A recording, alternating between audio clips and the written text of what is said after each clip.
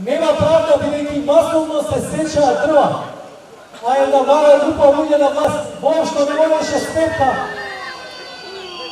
нашите деца да во каков воздух ќе дишат. Нема правда, бидејќи се правеа споменици и фасади наместо градинки, болници и школи.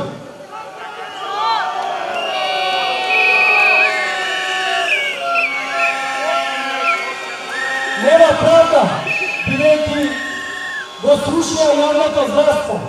Докторите си одат, а смртноста кај дојничињата се зголемува.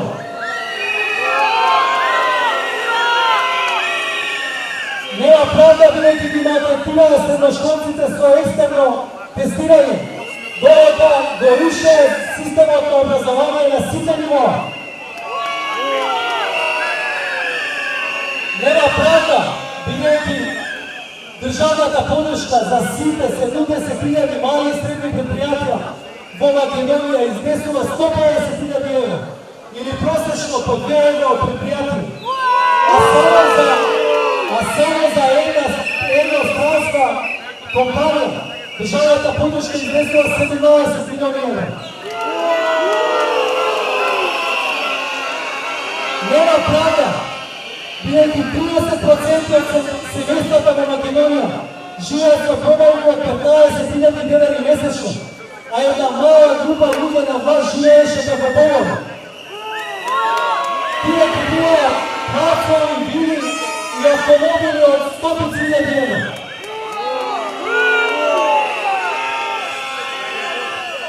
Има уште милион такви примери, но најстрашно е што ова се финансира на два начини.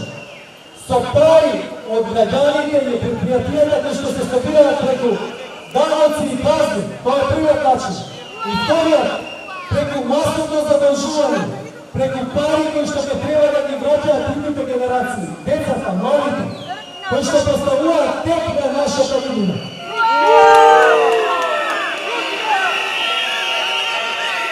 Јавниот долг на земја од 2008 година до денес е дуплиран, многу силно расте. Секој македонски граѓанин е задолжен за 1300 евра повеќе од 2008 го споредба со денес. А зашто? За една мала група луѓе на власт да ги полни своите джебови.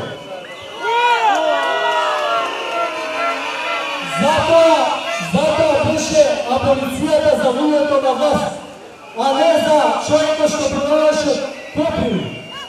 Затоа беше аболиција за луѓето на власт, а не за човекот кој што беше глава и украде кебапчиња. Затоа нема правда, нема мир.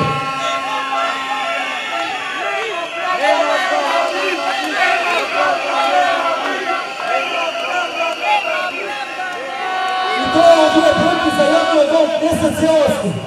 Министерството за финансии ги објавува според методологија која што не е сеопфатна и дополнително не вклучуваат доспеани, а неплатени обврски.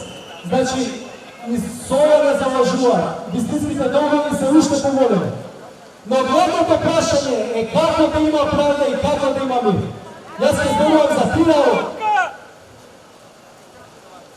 Првиот чекор мора да биде транспарентноста во трошењето на народните пари, парите на граѓаните. Трошењето на парите од буџетот не смее повеќе да остане скриено. Секој граѓанин од својот компјутер мора да биде контролиран и да има увид до последниот денар како се трошат парите од страна на институциите, бидејќи тоа се пари на граѓаните кои што се дадени преку разни даноци и давачки.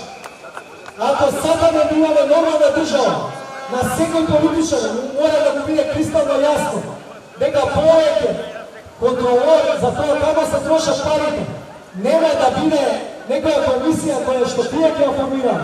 Туку секој граѓанин, сите граѓани ќе бидат контролори. И ако некој краде, тој мора да одговара.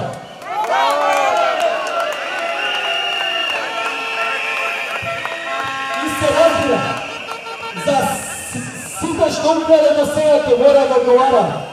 Јас ја поздравувам идејата на лидерот на опозицијата Зоран Заев, за да се постави мерачи и брошани на триумфалната порта во кој што ќе мери колку од парите се вратени во државниот бюджет преку кои се заплевати преку криминални активности.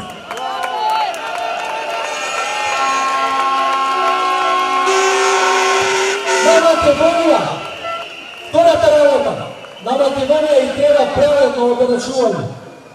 Целосно е неправедно да ночната ставка да биде иста за некој кој што месечно зема 10.000 денари и некој што зема 100.000 денари и некој што зема 10.000 денари.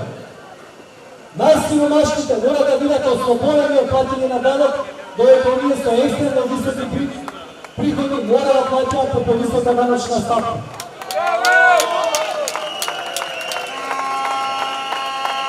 Време е да нашава земја најбогатите да започнат да плаќаат по високи даноци и да започнат да се грижат за тоа како се трошат нивните пари преку институциите. Мора да запре она што се случуваше сите овие години. Најбогатите да се грижат само да плаќаат што е што помал данок, а да им останат на политичките елити искривено да ги трошат парите, односно да ги злоупотребуваат.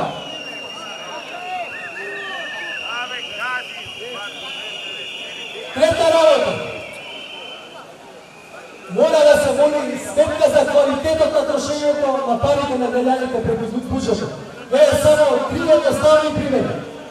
Првиот, наместо онаа грда фасада до главата која што чини 15 милиони евра,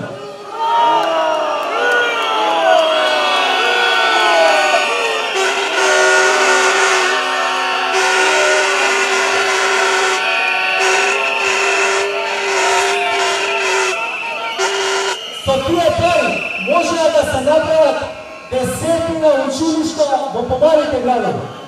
Или втор пример, наместо овој споменик од 8,5 милиони евра на Клоштарот, можеа да се направат нови градинки низ Македонија.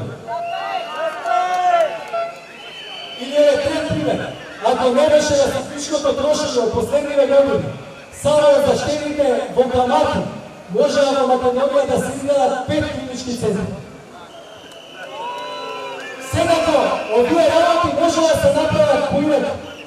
Треба да имаме волја, а ние имаме волја и да ги сакаме правда, сакаме мир.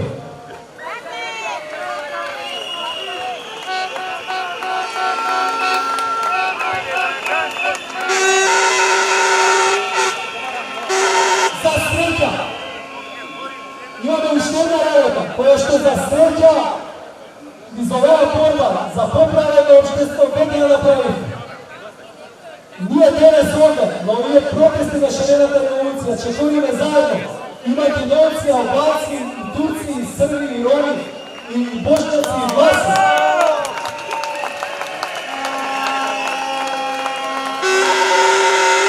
А тоа е многу важно, бидејќи за да имаме правда и да имаме мир, ние мора да забораваме на етничките тензии, а да ги гледаме повеќе социјалните разлики во Македонија.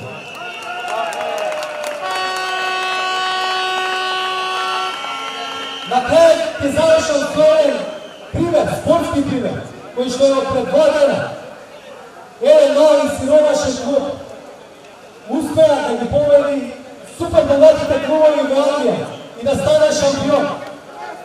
Пред една година никој не веруваше во него, а најмалку дека може да стане шампион.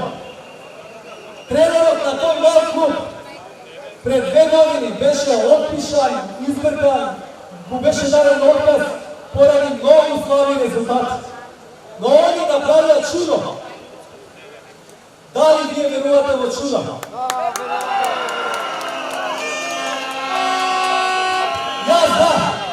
Јас верувам дека во Македонија можеме да имаме праведно општество.